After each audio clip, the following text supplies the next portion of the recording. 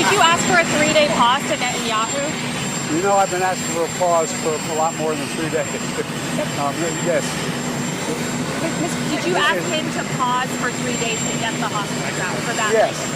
I've asked for even a longer pause for some of them. I'm so tired of the word pause. Stop it. I'm so done with this. What do you mean pause? You can't have a pause. You know, the thing is, though, and welcome back to the program, Dana Loesch with you. That was the president of the United States who's saying that, oh, you know, I've been calling for a pause. I've been doing this. I've been asking for these things. Okay, well, I mean, there's the story that they're considering.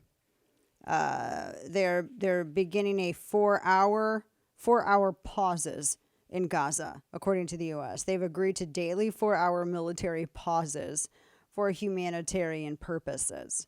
And Biden has said, well, there's not going to be any hope. There's not going to be any, any expectation or chance of a full ceasefire.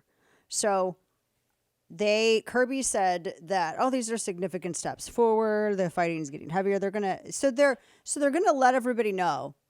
They're demanding that Israel. This would be like demanding that the Brits tell the Germans what they were going to do in World War II.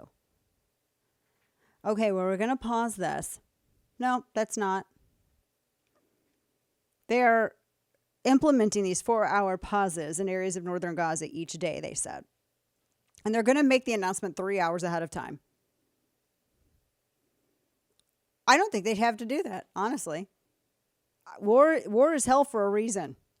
There's a reason why people do not want war, except as a last result when all else fails. And it's because of this. Because when you start it, you can't demand pauses for humanitarian whatever. Because we all know that this is not, Hamas is not going to, none of this is humanitarian stuff. This is going to give Hamas a chance to reset. That's all this does. There was a ceasefire in place October 6th. They violated it. The end. That's the way it is. And you got to end this. This is why, again, I say war is hell. This is why people don't want. They don't want war. But when Hamas insists on it, what are you going to do? When they insist that there be war, what are you going to do? And this is where we're at. So they're letting Hamas know. It's like they got to let Hamas know everything.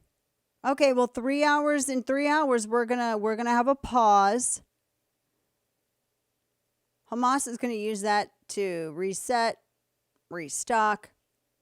That just helps Hamas. It takes away one of the biggest advantages that someone would have in a conflict, per Sun Tzu, which is the element of surprise, the element of unpredictability. And you're robbing them of that. You're taking away one of the elements that they need for self-defense. I find this just absolutely ridiculous. Again, this is why war is hell. You can't have humanitarian pauses in war. I didn't write the rules. The people who chose to pick the fight did. So all this is going to do is get more people killed. I mean, we're going to have pauses. What, humanitarian aid that Hamas is going to steal again? What kind of aid? You think that they're going down in the tunnels? They've been killing hostages right and left. They're not going to let the only hostage they'll let walk is for optic purposes. These people did you read the story of the young woman? This came out, there was a handful of witnesses at it was at one kibbutz that because they got body camera footage. And then there were several, actually a handful of witnesses that all said the same thing to investigators. Hamas was going through and just gang raping all the women in the community. And they said one woman, she had long brown hair, and there were multiple eyewitnesses to this from victims who were there. And they were hiding or they were being assaulted themselves. And there was one woman that Hamas took turns gang raping in front of everybody. And they had her bent over. And then at one point, one of the terrorists didn't even pull his pants up. He shot her in the back of the head as he was raping her. and the people defending them want a ceasefire? What do you think these kids are suffering? I love these people that are like, well, Hamas released a video. They said that they're giving these people water. Are you serious? Boy, these people would be super apologists for the Nazis back in the day, wouldn't they? Well, Hitler said that he didn't. That's who these people are. You'd be kidding me. The unfortunate aspect of war is that there's no humanitarian pauses. Again, that's why it's hell. That aspect goes out the window. To entertain the idea, to prolong the conflict, continues the hell. It drags it out further, and it gets more people killed. It creates more atrocities. If you want to keep hell for short duration, you go in, you do what's needed to get done, and you get out. There is no perfect answer here.